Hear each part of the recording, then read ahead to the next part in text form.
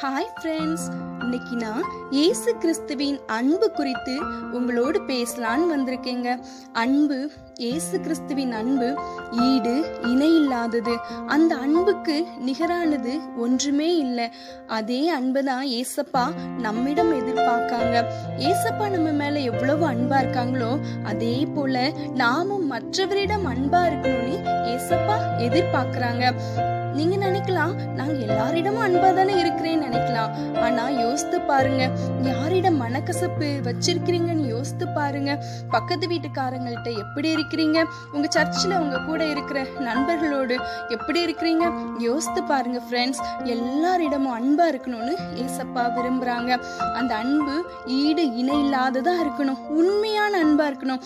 ஏசப்பா நம்ம மேல எவ்வளவு அன்பு வச்சிருக்காங்களோ அதே போல நாமும் மற்றவரிடம் அன்பா இருப்போம். கிறிஸ்துவுக்குள் வளருவோம். கர்த்தர் தாமே உங்களை ஆசீர்வதிப்பாராக.